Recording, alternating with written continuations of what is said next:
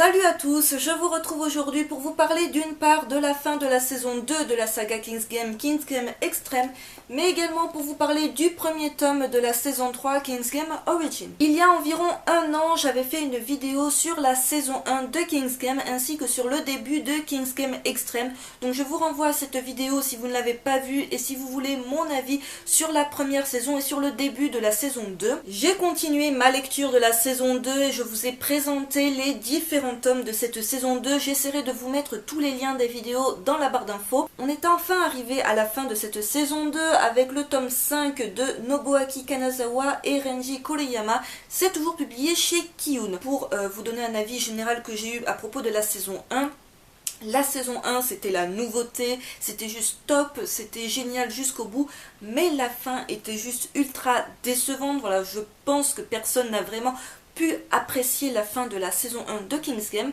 Je me suis accrochée en lisant la saison 2 qui pour moi partait plus fort que la saison 1 dans le sens où on avait beaucoup plus de morts, les morts étaient plus brutales, bref ça allait un peu plus loin, ça portait très bien son nom de extrême. Mais au fil des tomes, on retrouvait un petit peu le schéma de la saison 1, c'est-à-dire rien de franchement très original. On n'en savait pas plus sur ce fameux jeu du roi, sur ses origines, d'où pouvait venir tout cela. La saison 2 s'est terminée il y a peu de temps. On a enfin la résolution de cette saison 2 et de connaître qui est le nouveau roi. Alors qu'est-ce que j'ai pensé de la fin de cette saison 2 de King's Game? Eh bien bizarrement, elle m'a plus convaincue que la fin de la saison 1. Alors je n'irai pas jusqu'à dire que je l'ai appréciée, que j'ai adoré la fin de cette saison. Loin de là, car on a encore une fois une fin de saison assez what the fuck. On sait dans les dernières pages qui est le roi. Voilà, c'était exactement la même chose pour la saison 1. On savait, je pense que c'est à peu près à la moitié du dernier tome, qui est réellement le roi. Donc je ne spoilerai pas bien évidemment dans cette vidéo, mais souvenez-vous, pour ceux qui ont lu la saison 1, comment ça se terminait, c'était totalement illogique, what the fuck, totalement, comment dire, pas crédible du tout. Et cette fin de saison 2 n'est pas plus crédible que la saison 1, alors on change de roi, mais ça reste un truc totalement improbable. Alors ça ne m'a pas franchement convaincu qu'un tel roi pourrait exister. Déjà la fin de la saison 1 est très tirée par les cheveux, je trouve que la fin de la saison 2 est également très tirée par les cheveux. Mais j'ai préféré la fin de la saison 2 à la fin de la saison 1, tout simplement car je la trouve plus poignante.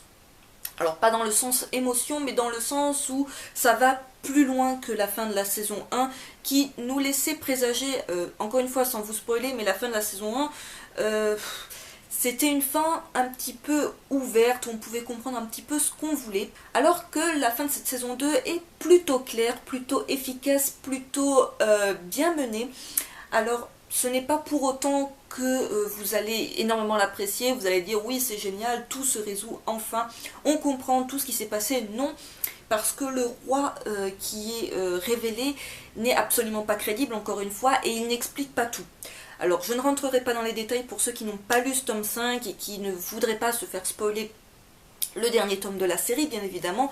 Je vous prie d'ailleurs pour ceux qui commenteront cette vidéo de ne pas spoiler, voilà, que ce soit la fin de la saison 1 ou de la saison 2. C'est pas franchement très plaisant pour ceux qui sont pas encore à jour niveau lecture. Je trouve qu'il y a encore des petits trucs que ce fameux roi n'explique pas. Voilà. Donc après, j'ai préféré dans l'ensemble cette saison 2 du fait qu'elle est un petit peu plus trash, un petit peu plus what the fuck encore une fois que la saison 1. Même si la saison 1 avait ce côté, on découvre la série, donc il y a ce côté un petit peu nouveauté, comme j'avais comparé dans ma première vidéo avec les films Saw. Voilà, les premiers films, les 2-3 premiers films ont bien marché parce que c'était de la nouveauté, on n'avait pas l'habitude de voir ce genre de film gore, là encore aussi un petit peu survival game, totalement imprévisible, et de ce côté là c'était réussi, mais le fait d'avoir poussé le vice à faire je crois 6 ou 7 films, voilà, après la série de films s'est totalement perdue dans un truc totalement n'importe nawak et ça n'avait plus aucun sens. Je pense qu'avec King's Game, petit à petit, on va se retrouver avec ce genre de choses. Mais voilà, la saison 2, personnellement, quand je vous ai parlé des tomes, je vous avais dit que ça cassait pas trois pattes à un canard, mais que ça avait le mérite d'être un très bon divertissement, et c'est ce que je pense toujours à propos de cette série. Donc je vous montre un petit peu ce que ça donne au niveau de dessin. Voilà. Je trouve la dernière couverture pas mal. Alors j'avais beaucoup de mal avec les couvertures de la saison 1 que je trouvais juste horribles. Les couvertures de la saison 2 sont pas tip top. Franchement, je préfère pour l'instant les couvertures de la troisième saison. Donc si vous êtes arrêté à la saison 1 de King's Game et si vous vous demandez est-ce que ça vaut le coup ou pas d'acheter cette saison 2, j'ai envie de vous dire que c'est intéressant. Vous n'en saurez pas plus encore sur les origines de King's Game. Vous aurez un nouveau roi, donc si vous avez été déçu du premier roi, voilà, là c'est un roi différent. C'est un petit peu dans le même ordre d'idées, c'est-à-dire qu'on s'en doute, ça peut pas être réellement un humain qui est concrètement derrière tout ça. Donc voilà, ce n'est pas vraiment un spoil de vous dire ça, tout simplement, car si vous connaissez un petit peu les morts qu'il y a dans King's Game, vous comprenez qu'un être humain ne peut pas en être à l'origine. Alors encore une fois, c'est très tiré par les cheveux, faut pas chercher une quelconque logique à se dire, voilà, en lisant les tomes, à essayer de comprendre qui est le roi. C'est vraiment pas le genre de manga avec lequel vous allez pouvoir deviner la fin. Donc de ce côté-là, c'est assez bien foutu dans le sens où jusqu'au bout, vous ne saurez pas qui est le roi. Vous ne pouvez pas essayer de trouver parmi les personnages, parce que c'est fatalement ce qu'on essaye de faire. Les personnages se suspectent les uns les autres qui peut être à l'origine de tout cela. On s'en doute que c'est un petit peu plus tordu, que ça ne sera pas aussi simple, voilà, que ce soit un des élèves qui soit le roi. On s'en doute car les morts sont assez étranges, voilà, des têtes tranchées, ce genre de choses. Le cœur qui s'arrête de battre, le démembrement, ce genre de choses horribles qui arrivent dans King's Game. On se doute qu'un humain n'est pas derrière tout cela, mais justement ça rend le truc totalement imprévisible. Alors on peut commencer à s'imaginer des choses et je peux vous assurer que si quelqu'un avait deviné la fin de King's Game Extreme ou même de la saison 1, c'est qu'il est franchement très très fort parce que personnellement je m'attendais à quelque chose de similaire à la saison 1, c'est-à-dire très perché, mais en même temps pas du tout logique, enfin pas du tout réaliste, et en même temps surprenant. Donc de ce côté, j'ai été bien surprise parce que je pensais pas du tout à quelque chose dans ce genre-là. Mais voilà, après, de là à dire que ça m'a plu, voilà, que ça m'a convaincu, ce genre de roi, non, voilà, je n'irai pas jusqu'à là, jusqu'à vous dire, oui, le roi, c'est totalement logique que ça soit ce truc-là. Donc je n'en dirai pas plus, je vous laisse le suspense et le plaisir surtout de découvrir de qui il s'agit. Donc mon bilan, je dirais, sur la saison 2 de King's Game est assez mitigé dans le sens où ça a commencé très fort. Alors pourquoi je dis que ça commençait très fort? C'est qu'au bout du premier tome, on avait déjà beaucoup plus de morts qu'à la fin du premier tome de la saison 1. Voilà, tout simplement, je trouvais que directement on rentrait plus dans le vif de l'action. On avait un personnage qu'on retrouvait de la saison 1, donc on savait qu'il allait amener son passé, tout ça de la saison 1, et qu'on allait le retrouver dans la saison 2.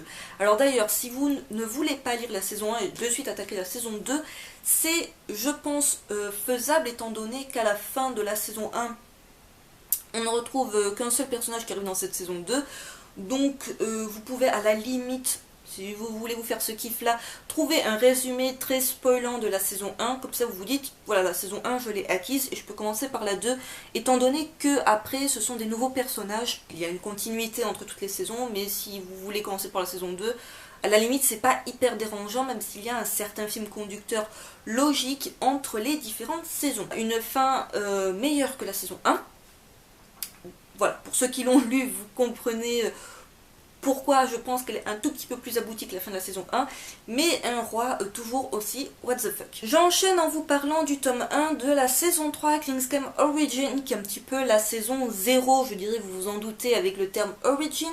Alors c'est toujours de Nobuaki Kanazawa, c'est toujours le même qui est au scénar depuis le début, mais là on change une troisième fois de dessinateur et il s'agit de Jita Yamada, c'est toujours publié chez Kiyun. Pour ceux qui ne l'auraient toujours pas capté, chaque saison de King's Game a son propre dessinateur, on reste sur le même scénariste puisque tout cela part d'une série de romans à la base. Il me semble d'ailleurs qu'ils en sont au 9e roman au Japon, je ne suis pas sûre mais je sais qu'il y a pas mal de romans au Japon, que c'est un très très gros succès au Japon et que les romans ont commencé à arriver en France et qu'ils ont eux aussi rencontré un succès assez conséquent. Pour en revenir au dessin, pour l'instant c'est la saison 3 qui a ma préférence, donc je vous montre la couverture, c'est toujours le même principe au niveau des couvertures, mais rien que ce personnage, voilà, que vous vous en doutez, c'est le personnage principal qu'on va retrouver dans cette saison 3, je trouve que le chara-design est un peu plus sympathique et c'est ce qui a fini de me convaincre d'acheter cette saison 3. J'ai eu quelquefois la question, pourquoi continues-tu à lire King's Game et à acheter la suite alors que tu dis toi-même que ça vaut pas franchement le coup, etc. etc. Alors je dirais que j'ai une relation un petit peu amour-haine avec cette série. Amour dans le sens où j'aime beaucoup tout ce qui est survival game, tout ce qui est manga un petit peu horreur, suspense, où on est surpris jusqu'à la fin, où on se demande comment tout cela va-t-il se terminer. De ce côté-là, King's Game est très bien ficelé parce que faut franchement être balèze pour découvrir comment tout cela va se terminer. Et une relation de haine bien évidemment parce qu'à chaque fois le roi m'a déçu, à chaque fois je trouve que c'est très tiré par les cheveux au niveau des morts, qu'il y a quelques petites incohérences, voilà, des petits trucs qui clochent dans le manga, voilà, du genre personne n'essaye d'aider les élèves, que ce soit la police, les profs, tout ça, bref ils sont là un petit peu livrés à eux-mêmes.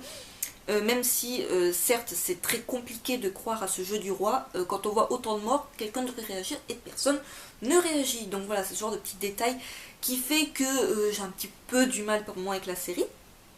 Et donc que j'entretiens une relation amour-haine avec elle. C'est pour cela que j'ai acheté le tome 1 de cette saison 3, qui est toujours en cours au Japon avec déjà 3 tomes de parus. On peut présager comme les 2 premières saisons, elle fera 5 tomes. Et le tome 2 est prévu en France pour début avril. Alors je fais un petit HS parce qu'on en a parlé assez récemment dans le groupe et donc je tenais à clarifier les choses. Je ne sais absolument pas combien de saisons il y aura en tout de King's Game. Alors je ne sais plus qui en a parlé dans le groupe et disait que j'avais dit qu'il y aurait 5 saisons de 5 tomes, donc 25 tomes. Franchement, j'ai suivi cette conversation il y a de cela quelques mois où en effet on avait parlé de 5 saisons de 5 tomes. Mais ce n'est pas moi qui ai lancé l'info. Ou si je l'ai lancé, je commence à perdre la boule, parce que franchement je ne me rappelle plus. J'ai cherché un petit peu sur le net et je n'ai trouvé aucune info à ce sujet. Alors je me doute bien, vu qu'il y a pas mal de romans, que la série marche franchement bien, que ce soit en France ou au Japon, qui ne vont pas s'arrêter à cette saison 3, même si la saison 3, c'est censé expliquer toutes les origines du jeu, donc c'est censé, voilà, on est censé finir avec ça. C'est censé expliquer d'ailleurs des trucs qu'on n'aurait pas compris dans les 2 premières saisons. Mais je pense pas qu'on s'arrête fatalement à cette saison 3. Si les auteurs voient que ça marche bien, que les gens continuent d'acheter, pourquoi ils s'arrêteraient là après tout, hein, tant qu'on peut exploiter le filon jusqu'au bout, pourquoi s'arrêter? Je vous le demande. Donc je ne sais vraiment pas s'il y aura bien 5 saisons de King's Game. Franchement, ça ne m'étonnerait pas que ce soit le cas. Mais si vous avez des infos à ce sujet, n'hésitez pas à me le dire en commentaire parce que ce n'est pas moi qui ai parlé de ça de prime abord. J'avais dû suivre la conversation où on en avait parlé, que ce soit dans le groupe ou sur ma page Facebook. C'est sur Facebook. Mais franchement ça ne me dit rien, enfin du moins ce n'est pas moi qui ai sorti l'info à la base. J'en reviens à ce tome 1 que j'avais sur le coup laissé un petit peu au bord de la route en partant de mon HS. Ce tome 1 se passe en 1977 dans le petit village de Yonaki. Et en fait on va suivre des jeunes, donc c'est toujours la petite bande de jeunes qui va trouver dans la boîte aux lettres de l'un d'entre eux une enveloppe noire avec le premier ordre du roi qui est de dire que tous les enfants qui n'auront pas touché un cadavre d'ici 24 heures mourront. Donc le premier jeu est lancé dès les premières pages. Vous l'aurez probablement noté dans le synopsis que je viens de vous dire. L'histoire se passe en 1977, donc on n'a pas de téléphone portable. Sachant que dans les 2 premières saisons de King's Game, tout se passait par SMS, voilà, tout se passait par les téléphones portables. Si tu n'avais plus ton téléphone portable, si tombait en rade ou quoi, et qu'un ordre était lancé et que tu peux pas voir l'ordre, bah fatalement tu allais mourir. Là, il n'est pas question de téléphone portable, parce qu'à cette époque-là, ça n'existait pas, donc tout se passe par lettres. Alors on pourrait croire que par lettres, c'est fatalement plus facile de découvrir de qui il va s'agir, parce que bon, on voit que c'est une écriture manuscrite, mais bon, je pense encore qu'on va partir sur quelque chose de complètement what the fuck, ou qu'on va pas essayer de chercher que ça soit quelqu'un du village ou quoi. Les premiers morts tombent dans ce tome 1, sinon ça serait pas un bon tome de King's Game s'il n'y a pas de mort. Mais ça va un petit peu plus loin, je dirais, que les 2 premières saisons, dans le sens où là, ce ne sont pas que les élèves qui sont au courant de ce jeu, leurs parents ainsi que la police se retrouvent au courant qu'il y a un King's Game. Alors bien sûr, au début on ne va pas les croire, plus il va y avoir de morts, en plus des morts, enfin je veux dire, des gens qui vont commencer à se pendre, à mourir un petit peu bizarrement, on va commencer à se dire, oula, il se passe vraiment quelque chose de bizarre. Les gens vont commencer à se poser des questions, à comprendre qu'il y a peut-être, alors bon, bien évidemment, au début, on va supposer qu'il s'agit d'un des élèves ou une personne du village, mais c'est un tout petit village où tout le monde semble se connaître. Et pourquoi en plus ça arrive sur ce tout petit village tout tranquille et tout, pourquoi il leur arrive des choses aussi horribles? Donc bien sûr, à la fin de ce tome 1, on n'en sait encore absolument rien. Le jeu du roi commence à peine. Comme tous les débuts de King's Game, quand le premier ordre tombe, on ne le croit pas, on pense à un canular. Les premiers morts arrivent et là on commence à se dire que c'est finalement pas si drôle que ça. Donc à la fin de ce tome 1, on a déjà eu quelques morts. Notre petit groupe, je dirais noyau d'amis principaux est présenté dans le sens où on retrouve des caractères assez similaires aux 2 premières saisons, c'est-à-dire le héros, le héros c'est pas un gros spoil, qui est le gars qui va être un peu plus réfléchi, un peu plus posé, c'est on réfléchit avant d'agir, qui va être entiché d'une fille un petit peu moins sérieuse, mais dans le même délire. Il va y avoir une fille dans le groupe qui est un petit peu, je dirais, celle qui va foutre un petit peu le bordel, un petit peu à la manière de la saison 2, mais un petit peu moins farfelu que dans la saison 2, pour l'instant à ce tome 1. On a un panel de personnages, le gars qui est fort, le gars qui est chétif. À niveau personnage, c'est pas très original. Le dessin, je le trouve par contre assez sympa. Voilà. Pour l'instant, des 3 saisons, c'est vraiment le dessin qui m'a le plus convaincu. Alors, il n'y a pas de très gros spoil de toute manière dans ce tome 1 que je pourrais vous faire. Voilà, vous comprenez qu'il va y avoir des morts dès les premières pages. À la fin du tome, bien entendu, tous ceux qui ont commencé à voir les morts de leurs amis, tout ça, ils espèrent que c'est terminé, ils vont pouvoir revenir à leur vie d'avant. On se doute bien que en bon King's Game, ça ne va pas se passer comme ça. J'espère que dans les prochains tomes, on en saura franchement plus sur les fameuses origines du jeu. Il faut bien comprendre que dans cette saison 3, c'est le tout premier jeu King's Game qui est réellement lancé et les personnages qui vont le découvrir.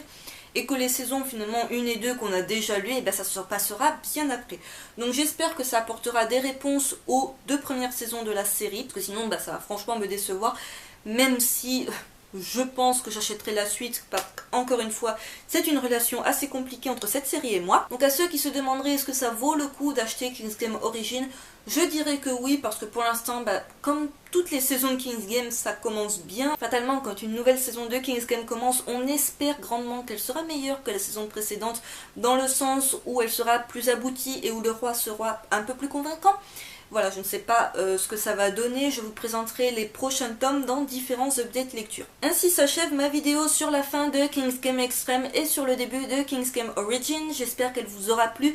N'hésitez pas à me dire en commentaire ce que vous en avez pensé. Si vous avez lu les différentes saisons de King's Game, ce que vous avez pu en penser, s'il vous plaît, encore une fois, ne spoilez rien dans les commentaires parce que je n'aimerais pas que des gens qui n'ont pas encore lu King's Game, qui voudraient découvrir peut-être la suite, se fassent bêtement spoiler ce qui se passe à la fin de la saison 2. Voilà, alors je n'interdis pas les sujets dans le groupe, parce que je sais que pas mal d'entre vous faites partie du groupe Le Coin des Otaku sur Facebook. Je n'interdis pas les discussions à ce sujet, j'ai vu qu'il y avait 2-3 discussions qui ont été lancées sur la fin de King's Game Extreme. Je n'interdis pas cela, mais s'il vous plaît, ne spoilez pas, j'ai pas envie de recevoir des messages du genre ouais, il y a machin qui m'a spoilé la fin de King's Game. Donc voilà, s'il vous plaît, je sais qu'avec ce genre de série, c'est vraiment la fin qui intéresse le plus. Voilà, on a envie de voir comment ça va se dénouer, si ça va être bien ou pas.